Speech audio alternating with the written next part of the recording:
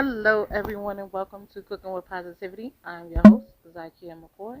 Here at Cooking with Positivity, we like to focus on positivity leading to success, whether that be in your business, in your love life, or in your everyday decision making. Today, we are talking about something powerful, something intentional, something very, very necessary, and that is healing. We are talking healing your mind, healing your body, healing your spirit, and protecting your positive space at all costs.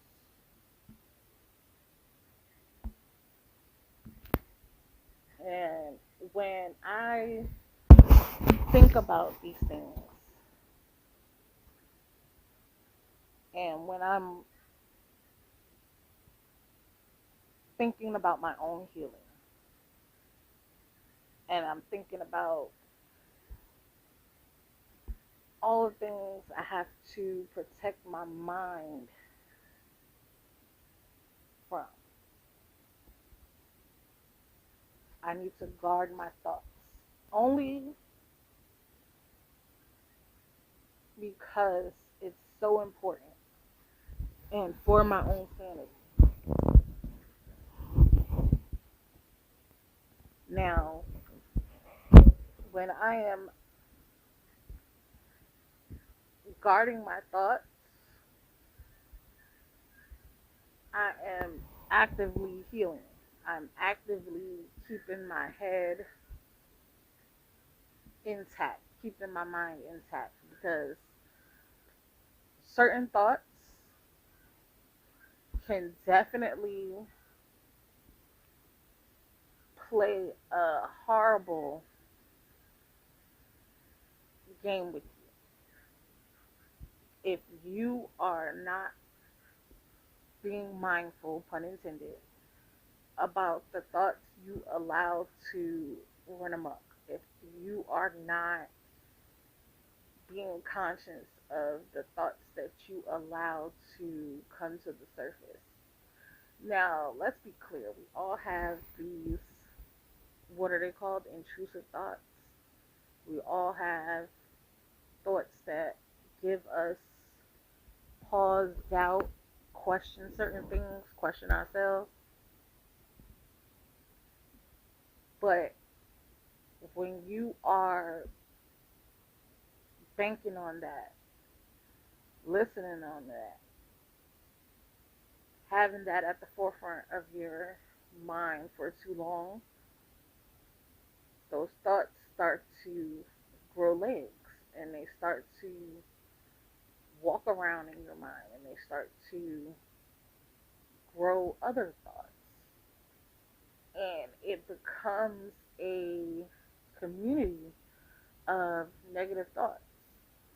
And you need to protect yourself from all that negativity, all the ugliness, darkness that we sit and say to ourselves in our mind. It could be thoughts that you have never even spoken out loud, but it's running through your mind all day and you start to believe it. I'm not good enough. I'm not adequate. I'm not prepared for this job. I'm not ready to be an entrepreneur. I can't write that book. I can't get on stage and perform. I can't draw that picture. I can't paint that picture. I can't start a podcast. Whatever your intrusive thoughts are, you need to be mindful. Be mindful about what you allow to take place in your mind and plant roots. And you also need to be mindful of what you consume. If you are constantly consuming ugly things, dark things, negative things, then your thoughts have things to latch onto, and metastasize. I don't know if I said that word correctly, but gets bigger and it grows.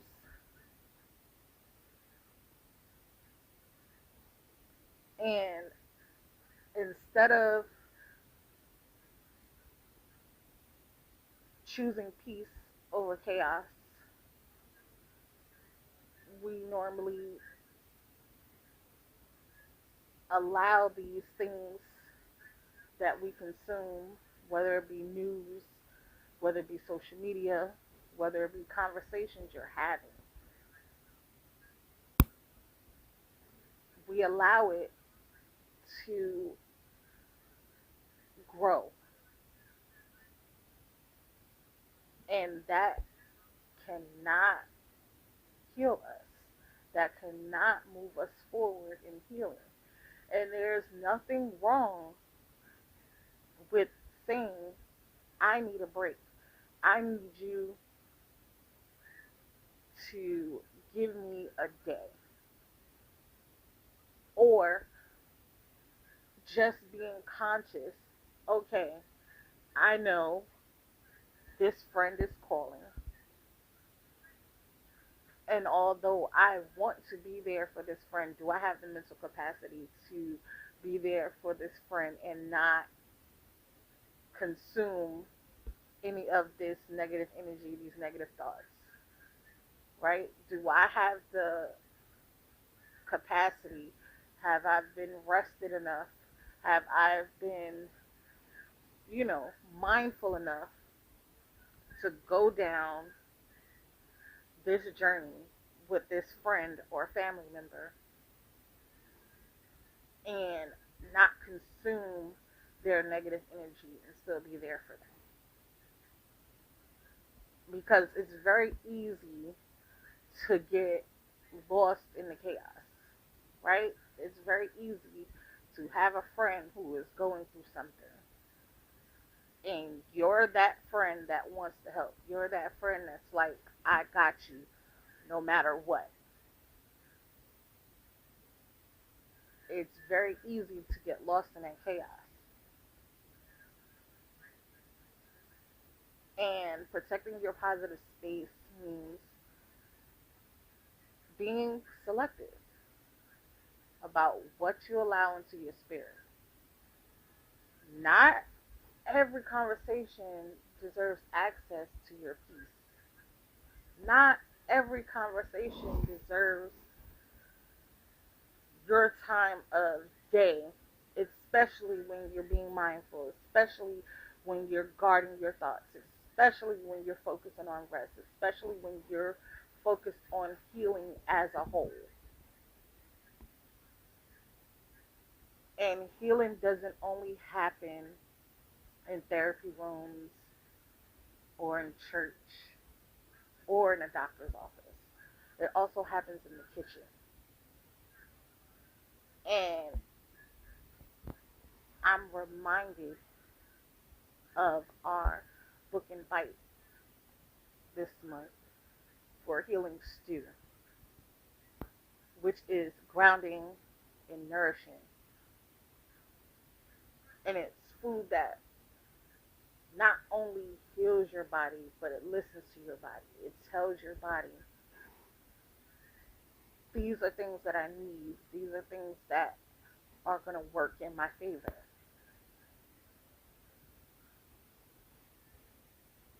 Black beans, which are good for fiber and heart health. Sweet potatoes, good for anti-inflammatory support.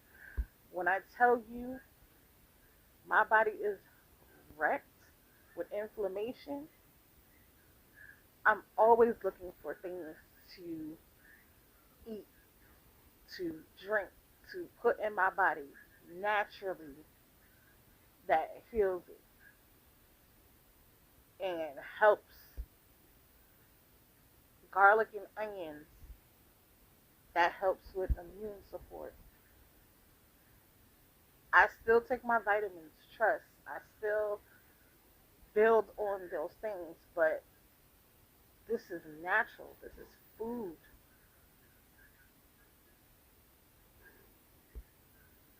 And when we cook with intention, we are participating in healing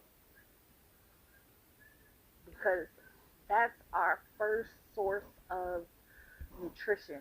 That's our first source of healing and nourishment for the body.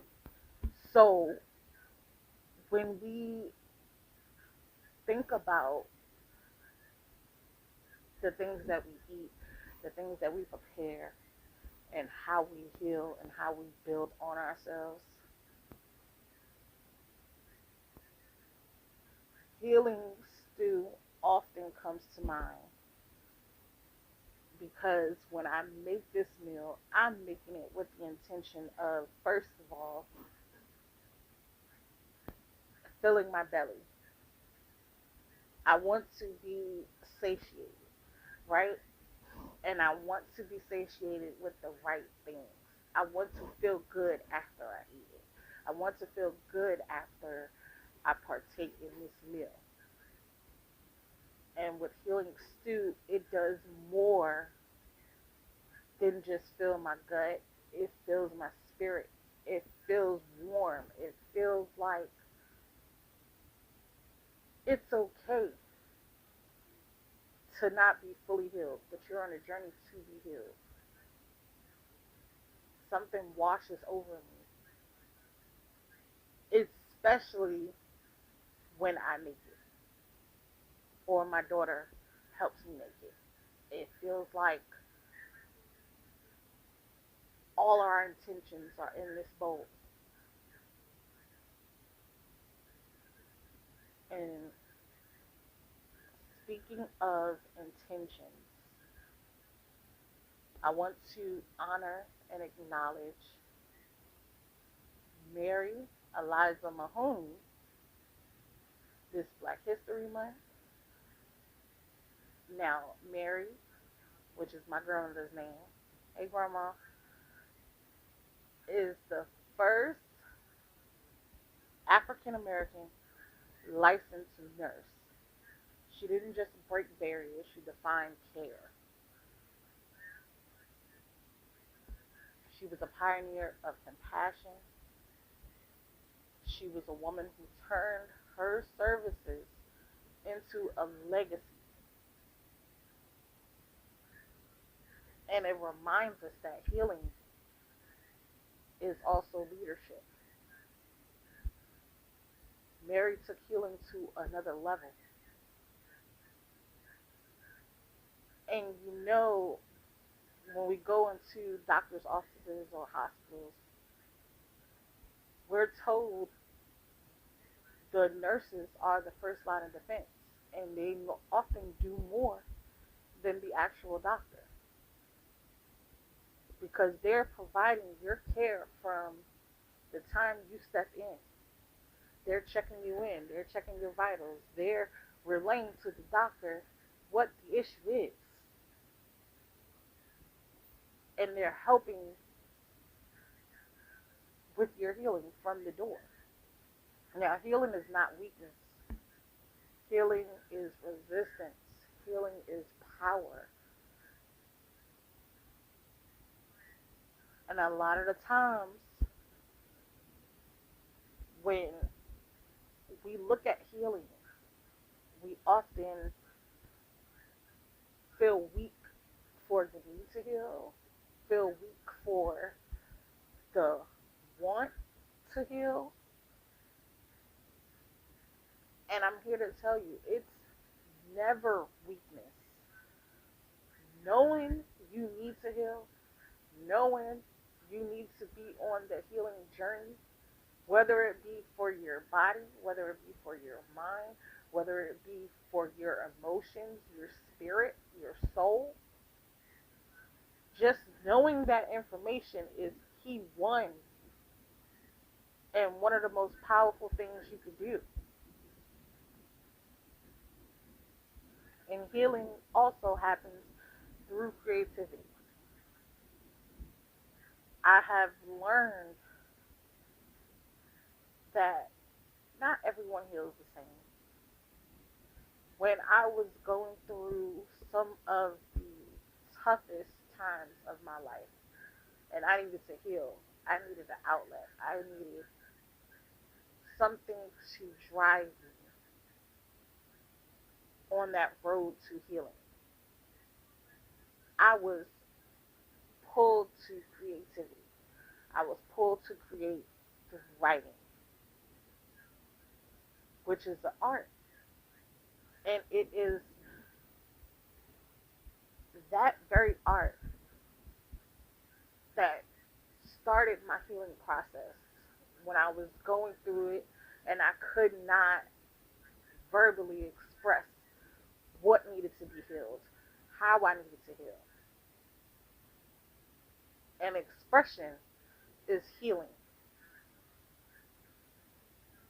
When you are able to express things that are on your mind, when you are able to express things that you're feeling in your spirit, your healing process is that much more expedient.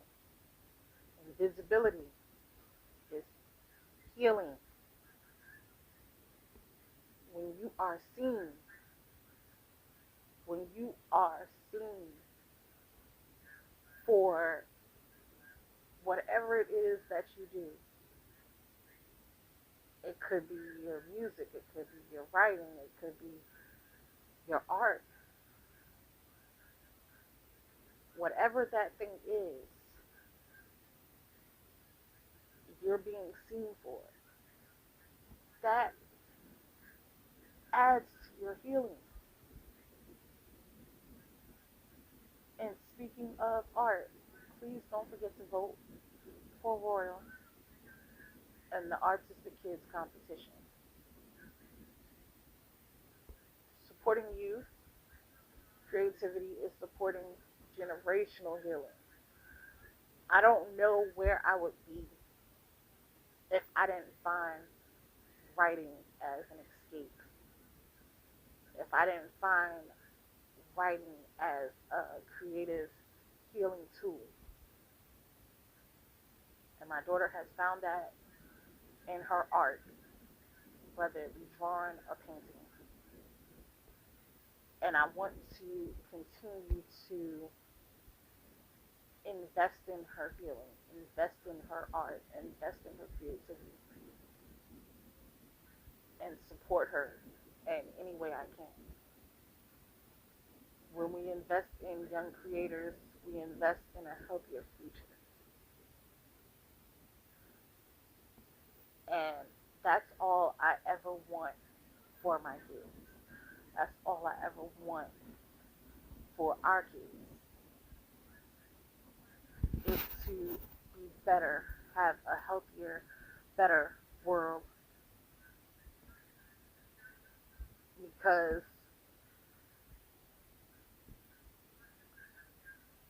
it starts with us. We put into them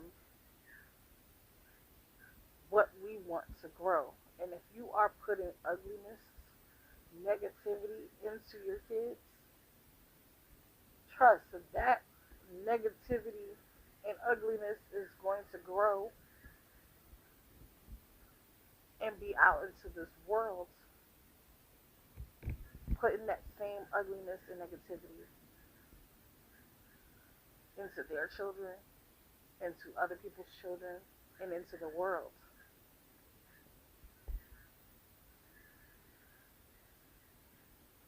So we have to be mindful of not only our healing, but the healing for the generations that are growing up right now.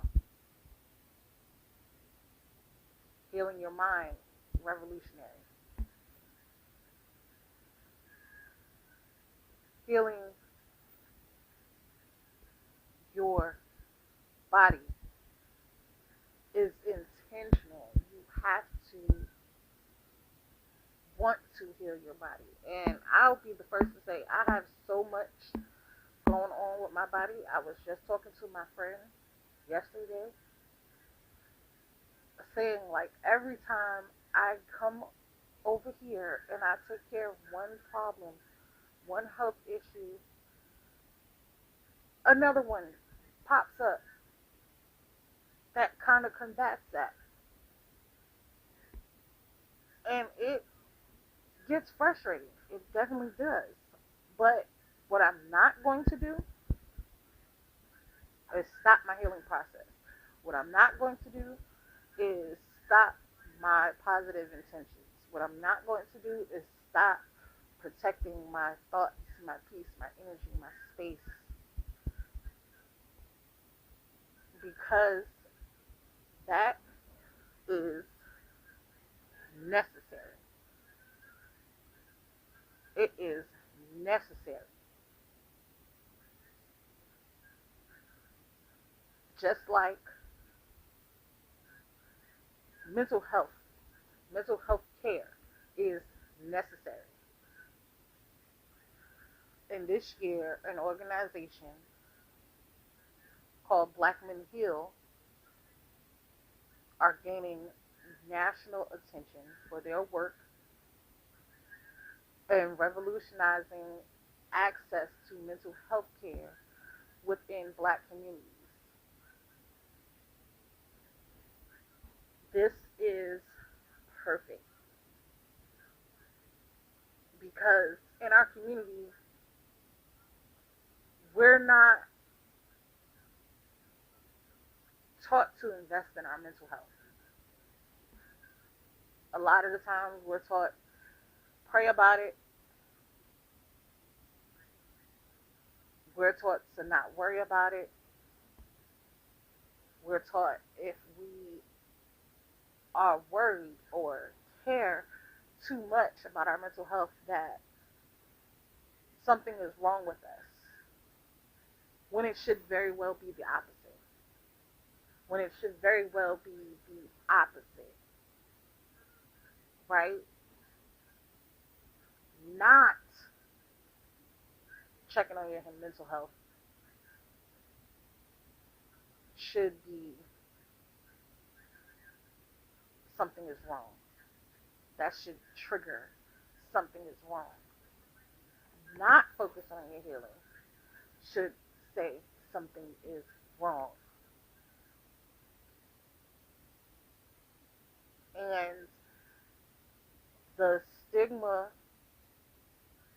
around mental health in the Black community and in men in general needs to be addressed and needs to be looked at as an area where we as a people, as a community, can feed and nourish and allow them the space to start to heal and gain emotional growth.